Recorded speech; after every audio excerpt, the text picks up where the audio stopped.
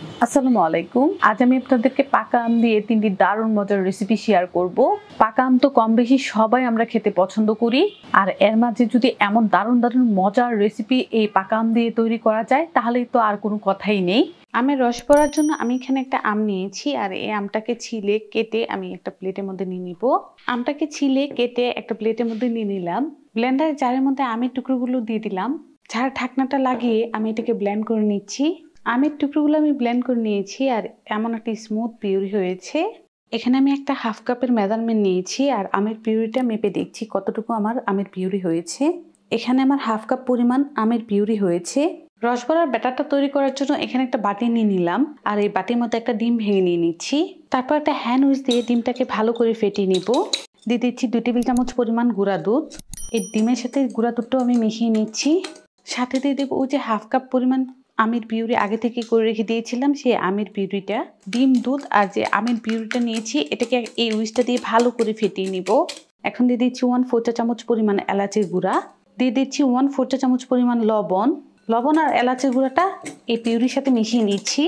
আজকের এই রসবড়াটা আমি আটা দিয়ে তৈরি করব, তার জন্য এখানে আমি 1 কাপ পরিমাণ আটা নিয়েছি। তারপর হাত দিয়ে সবকিছু মিশিয়ে নিচ্ছি।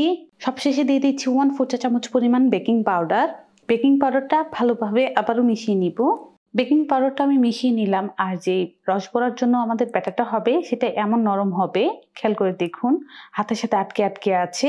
এখন বড়াগুলো ভাজার জন্য চলে যাব চুলায়। আমের রসবড়ার জন্য প্রথমে আমরা শিরাটা তৈরি করে নিব। আর শিরা তৈরি করার জন্য চুলার মধ্যে আমি একটা প্যান বসিয়ে দিলাম, আর 1 কাপ পরিমাণ চিনি নিয়েছি। সাথে দিয়ে দেবো হাফ কাপ পরিমাণ পানি। তারপর দিয়ে দিচ্ছি 3টা ছোট এলাচ। পানিটা বলক আসা পর্যন্ত অপেক্ষা করব। চিনিটা গলে পানিটা বলক চলে এসেছে, আর এই শিরাটা কিন্তু আমাদের 1 তার কিংবা 2 তারের শিরা লাগবে না, একটা আঠালো আঠালো শিরা লাগবে রস বড়ার জন্য। বেশি যদি এই চিনি শিরাটা আমরা ভারী করে ফেলি তাহলে কিন্তু বড়ার মধ্যে রসটা ভালোভাবে ঢুকবে না। আরও কিছুক্ষণ আমি এটাকে জাল করে নিয়েছি, তারপর দেখাই। আরও 3-4 মিনিট এই শিরাটাকে আমি জাল করে নিয়েছি। আর শিরাটা এখন চেক করে দেখব আমাদের হয়েছে কি না। অল্প করে স্প্যাচুলার মধ্যে নিয়ে নিয়েছি। তারপর একটা আঙুল দিয়ে দেখছি, এই যে আঙুলের মধ্যে কিন্তু শিরাটা একটু আঠালো আঠালো লাগতেছে। রস বড়ার জন্য শিরাটা আমাদের রেডি। এখন চুলা থেকে নামিয়ে নিব, আর তেল দিয়ে দিচ্ছি ফ্রাই প্যানের মধ্যে। এই বড়াগুলো কিন্তু ডুবো তেলে ভাজতে হবে। এখন তেলটা গরম হওয়ার জন্য এভাবেই রেখে দিচ্ছি কিছুক্ষণ। তেলটা আমাদের মোটামুটি গরম হয়ে গিয়েছে। ওই যে ব্যাটারটা করে রেখে দিয়েছিলাম, এখন এসে এখান থেকে অল্প অল্প করে নিয়ে বড়া শেপ করে দিয়ে দিচ্ছি। আর হাতের মধ্যে কিন্তু অল্প করে তেল লাগিয়ে নিতে হবে, যেহেতু আমাদের ব্যাটারটা একটু আঠালো হয়েছে। কিছু দিয়ে দিলাম, এভাবে কিছুক্ষণ রেখে দিব। কিছুক্ষণ এভাবেই রেখে দিয়েছি। এখন আমি এগুলোকে উল্টিয়ে দিব। একটা পাশ কিন্তু এই যে কালার চলে এসেছে, আর মাশাআল্লাহ দেখুন ফুলে কিন্তু ডাবল সাইজ হয়ে গিয়েছে। বড়াগুলো দেওয়ার সময় অবশ্যই একটু ছোট সাইজ করে দিবেন, তাহলে কিন্তু তেলে দেওয়ার পরে ভাজার পর এগুলো ফুলে বড় বড় হয়ে যাবে। সবগুলোকে উল্টেই দিয়েছি। এভাবে আরো কিছুক্ষণ ভেজে নিচ্ছি। আরো 4-5 মিনিট আমি এই বড়াগুলো ভেজেছি। গরম গরম থাকতে থাকতে কিন্তু এই বড়াগুলো আমাদের শিরায় দিয়ে দিতে হবে, তাহলে কিন্তু রসটা ঢুকবে, না হলে কিন্তু রসটা সুন্দরভাবে বড়ার মধ্যে ঢুকবে না। আর এই স্প্যাচুলাটা দিয়ে ঠিক এভাবে শিরার মধ্যে ডুবিয়ে দিতে হবে। এই বড়াগুলো আমি 30 মিনিট এই শিরার মধ্যে ডুবিয়ে রাখবো। তো 30 মিনিট পর দেখাই। 30 মিনিট ঢাকনা দিয়ে ঢেকে রেখে দিয়েছিলাম, আর এখন রসবড়াগুলো আমি পরিবেশন করে নিচ্ছি। রসবড়াগুলো কিন্তু রসটাকে একদম শুষে নিয়েছে, আর একদম রসে টয়টম্বুর হয়ে গিয়েছে। আশা করছি আমার এই রসবড়ার রেসিপিটি আপনাদের ভালো লেগেছে। ভালো লাগলে অবশ্যই একটা লাইক দিবেন, চ্যানেলটাকে সাবস্ক্রাইব করবেন। পিঠার ডোটা তৈরি করার জন্য চুলার মধ্যে আমি একটা কড়াই বসিয়ে দিলাম, আর এখানে দিয়ে দিব 1 কাপ পরিমাণ গরুর দুধ। দিয়ে দিচ্ছি 1 চা চামচ পরিমাণ চিনি, আর দিয়ে দিচ্ছি হাফ চা চামচ পরিমাণ লবণ। আর দুধটা বলক আসা পর্যন্ত অপেক্ষা করব। গরুর দুধটা বলক চলে এসেছে। আর দিয়ে দিচ্ছি 1/3 কাপ পাকা আমের পিউরি। এই জিনিসটা খেয়াল রাখবেন যেন আমটা আমাদের যথেষ্ট পরিমাণ মিষ্টি হয়। তারপর দিয়ে দিচ্ছি হাফ কাপ পরিমাণ সুজিটা দিয়ে দিলাম। দিয়ে দিচ্ছি 1/4 চা চামচ বেকিং পাউডার। দিয়ে দেব 1/4 কাপ ময়দাটা দিলে কিন্তু পিঠাটা অনেকক্ষণ পর্যন্ত সফট থাকবে। ময়দাটা দেওয়ার পর ভালো করে সবকিছু মিশিয়ে নিচ্ছি। আরও কিছুক্ষণ এটাকে জাল করেছি, আর পিঠার জন্য কিন্তু ডোটা রেডি। দেখুন প্যান থেকে কিন্তু একসাথে সবটুকু ডো জড়ো হয়ে গিয়েছে, আর ছেড়ে ছেড়ে আসতেছে। কড়াইয়ের মধ্যে দিয়ে দিচ্ছি 1 কাপ পরিমাণ চিনি, আর দিয়ে দিচ্ছি হাফ কাপ পরিমাণ পানি। চিনিটা গলে পানিটা বলক আসা পর্যন্ত অপেক্ষা করছি। চিনিটা গলে পানিটা বলক চলে এসেছে। শিরাটা কিন্তু এখনো আমাদের হয় না এই পিঠার জন্য। তো এই শিরার মধ্যে আমি অল্প করে অরেঞ্জ ফুড কালার দিয়ে দিচ্ছি। আপনাদের কাছে যদি ফুড কালারটা না থাকে আপনারা কিন্তু স্কিপ করে নিতে পারবেন, তাতে করে কিন্তু স্বাদের কোনো হেরফের হবে না। তো তো এই শিরাটাকে আমি আরো কিছুক্ষণ জাল করে নিচ্ছি। শিরাটাকে আরো কিছুক্ষণ আমি জাল করলাম, আর শিরাটা কিন্তু আমাদের পিঠার জন্য রেডি, মানে একটা আঠালো আঠালো শিরা হয়েছে। এখন আমাদের যেটা করতে হবে, এখানে 1 চা চামচ পরিমাণ তেল দিয়ে দিচ্ছি। এই তেলটা দিয়ে যদি ডোটাকে আমরা মথি তাহলে কিন্তু আমাদের সুবিধা হবে। ডোটাকে কিন্তু ভালো করে মথি নিতে হবে। আমার ডোটা কিন্তু পারফেক্ট আছে। ডোটাকে মথি নিয়েছি, বাটিটাকে সাইড করে নিচ্ছি। পিঠার জন্য যে ডোটা নিয়েছিলাম সেটা আমি 2 ভাগে ভাগ করে একটা ভাগ গোল করে নিলাম, আর উপরে আমি একটু তেল মাখিয়ে নিচ্ছি। তারপর একটা বেলনি দিয়ে আলতো করে এটাকে বেলে নিতে হবে। আর এটাকে কিন্তু বেশি পাতলা করা যাবে না। রুটিটাকে আমি বেলে নিলাম। রুটির পুরুত্বটা আমি এমন রেখেছি। পিঠার জন্য হার্ট শেপের একটা কুকি কাটার নিয়েছি, আর এই কুকি কাটাটাকে কিন্তু তেল দিয়ে ব্রাশ করে নিলাম। এটা দিয়ে এখন কেটে নিচ্ছি।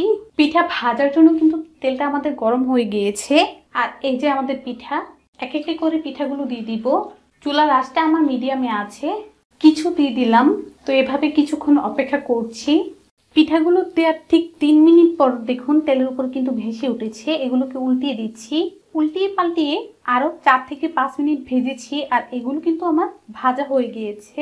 এই যে এই পিঠাগুলো কিন্তু উঠিয়ে গরম গরমই শিরার মধ্যে দিয়ে দিতে হবে। গরম পিঠাটা আমি শিরার মধ্যে দিয়ে দিলাম। সবগুলো পিঠা আমি শিরার মধ্যে দিয়ে দিয়েছি। এই শিরার মধ্যে পিঠাগুলোকে 30 মিনিট ভিজিয়ে রেখে দিব। 30 মিনিট পিঠাগুলো ভিজিয়ে রেখে দিয়েছিলাম শিরার মধ্যে, আর 30 মিনিট পর পিঠাগুলো আমি সার্ভ করে নিচ্ছি। একদম কিন্তু রসের টয়টম্বুর হয়ে গিয়েছে। দেখুন কতটা রসের টয়টম্বুর হয়েছে। পিঠাটা ধরে চাপ দিলেই কিন্তু রস বের হয়ে আসতেছে। পিঠাটা কেটেও দেখাই। আশা করছি রেসিপিটি ভালো লেগেছে। ভালো লাগলে অবশ্যই একটা লাইক দিবেন, চ্যানেলটাকে সাবস্ক্রাইব করবেন। পেনে তৈরি করে দেখাবো ম্যাঙ্গো মালাই কেক। আর এই মালাই কেকটা কিন্তু খেতে ভীষণ মজা। আমের মালাই কেক তৈরি করার জন্য আমি এখানে 3টা পাকা আম নিয়েছি। আমটাকে আমাদের কেটে নিতে হবে, আর কেক তৈরি করতে গেলে আমটা যেন মিষ্টি হয় সেই দিকটা খেয়াল রাখবেন। তারপর একটা চামচের সাহায্যে আমি এই যে আমের টুকরোগুলো বের করে নিচ্ছি, আর এই জগের মধ্যে আমের টুকরোগুলো দিয়ে দিব। এখন এটাকে ব্লেন্ড করে নিব। ব্লেন্ডারের জগ থেকে আমের পিউরিটাকে বের করে নিচ্ছি, আর এই যে বাটির মধ্যে নিয়ে নিলাম। এই আমের পিউরিটা কিন্তু আমাদের একদম স্মুথ হতে হবে। এখানে আরেকটি আমি বাটি নিয়ে নিলাম, আর এই বাটির মধ্যে 2টা ডিম ভেঙে নিয়ে নিব। ডিমের সাদা অংশটা বাটির মধ্যে আমি ভেঙে নিয়ে নিয়েছি, আর হলুদটাকে আলাদা করে রেখে দিব। এখানে আমি একটা বিটার মেশিন নিয়েছি, আর এটা দিয়ে ডিমটাকে বিট করে নিব। কারো কাছে যদি এটা না থাকে তাহলে আপনারা হ্যান্ড উইচ দিয়ে করে নিতে পারবেন। 1 মিনিটের মতো আমি এটাকে বিট করেছি, আর দেখুন ডিমের সাদা অংশটা কিন্তু একটু ফেনা ফেনা হয়ে গিয়েছে। 1/4 কাপ চিনি। মিষ্টিটা আপনাদের পছন্দ অনুযায়ী কিন্তু বাড়ি কমিয়ে নিতে পারবেন। চিনিটা দেওয়ার পর আবারও আমি কিছুক্ষণ এটাকে বিট করে নিচ্ছি। এটা কিছুক্ষণ আমি বিট করেছি, আর চিনিটাও কিন্তু ভালো করে এই ডিমের সাথে মিশে গিয়েছে। তারপর দিয়ে দিব 2 টেবিল চামচ পরিমাণ রান্নার তেল। আবারও একটু এটাকে মিশিয়ে নিচ্ছি। সাথে ডিমের যে 2টা কুসুম ছিল সেই কুসুমগুলো দিয়ে দিব। কুসুমটা দেওয়ার পর ভালো করে কিন্তু এটাকে বিট করে নিতে হবে। তারপর দিয়ে দিব আমের পিউরি। ওই যে আমটাকে ব্লেন্ড করে রেখেছি সেখান থেকে 1/4 কাপ আমের পিউরি দিয়ে দিচ্ছি। আমি যে পরিমাণ আজকে কেকটা তৈরি করার জন্য নিয়েছি সেটা কিন্তু আমার 1/4 কাপ আমের পিউরি দিলেই হবে। এখানে আমার আর লাগছে 1/2 চা চামচ পরিমাণ বেকিং পাউডার। এই বেকিং পাউডারটা চালের মধ্যে চেলে তারপর দিয়ে দিতে হবে। সাথে দিয়ে দেবো আমি 1/2 কাপ ময়দা। ময়দাটাকেও চেলে দিয়ে দিব। ময়দাটা দিয়ে দিলাম।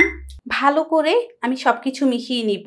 আলতো করে এটাকে মিশিয়ে নিতে হবে, জোরে জোরে কিন্তু এটা ফেটানো যাবে না। আলতো করে আমি ব্যাটারটাকে মিশিয়ে নিলাম। ফ্রাই প্যান নিয়েছি, আর এই ফ্রাই প্যানের মধ্যে কেকের ব্যাটারটাকে ঢেলে দিব। প্যানটাকে ধরে ঠিক এভাবে করে একটু ঝাঁকিয়ে নিব। এক্সট্রা যে বাবলস গুলো আছে সেগুলো কিন্তু বের হয়ে যাবে। একটা ঢাকনা দিয়ে ঢেকে চুলার মধ্যে এটাকে এখন বসিয়ে দিচ্ছি। প্যানটাকে আমরা চুলার মধ্যে বসিয়ে দিলাম। তারপর ঢাকনার যেই ছিটিটা আছে সেটা আমি একটা লবঙ্গের সাহায্যে বন্ধ করে দিয়েছি, আর চুলার আঁচটা আমার মিডিয়ামে আছে। মিডিয়াম আঁচে আমি এটাকে 2 মিনিটের জন্য রেখে দিব। চুলার আঁচ মিডিয়াম রেখে আমি 2 মিনিট এটাকে এভাবে রেখে দিয়েছিলাম। এখন চুলার আঁচটা লো করে আমি আরো 8 মিনিটের জন্য রেখে দিব।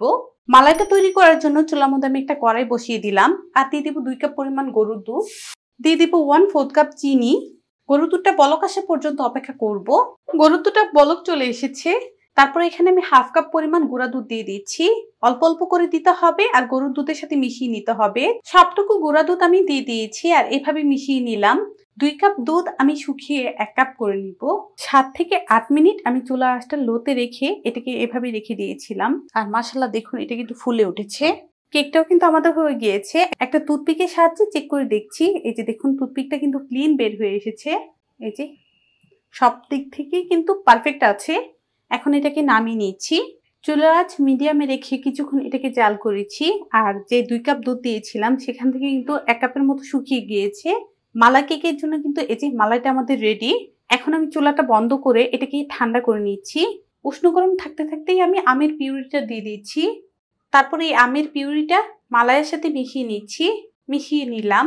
আর কেকটা কিন্তু আমাদের ঠান্ডা হয়ে গিয়েছে, অনেকটা কিন্তু এটা স্পঞ্জি হয়েছে।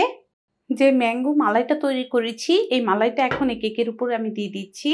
একটা ছুরির সাহায্যে কেকটাকে এভাবে একটু ফোঁটা করে দিচ্ছি, তাহলে কিন্তু কেকের ভিতরে মালাইটা সুন্দরভাবে ঢুকে যাবে। এখানে কিছু কাঠবাদাম আর পেস্তা বাদাম কুচি করে রেখেছি, এখন এই ম্যাঙ্গো মালাই কেকের উপর দিয়ে দিচ্ছি। চাইলে কিন্তু এই বাদাম কুচিটা না দিয়েও কিন্তু মালাই কেকটা এমনিতেও খেয়ে নিতে পারবেন। এখন আমি এটাকে আপনাদের সাথে কেটে শেয়ার করছি কতটা পারফেক্ট হয়েছে। আমার বিশ্বাস আপনাদের ভালো লাগবে। আর অতিথি আপ্যায়নে কিন্তু সহজেই এই মালাই কেকটা মাত্র 15 মিনিটেই তৈরি করে নেওয়া যাবে। তারপর এভাবে আমি উঠিয়ে নিচ্ছি আর দেখুন মাশাআল্লাহ কত সুন্দর পারফেক্ট হয়েছে আমাদের এই ম্যাঙ্গো মালাই কেকটা। আমি এই কেকের স্লাইসটাকে একটা প্লেটে নিয়ে তারপর দেখাই।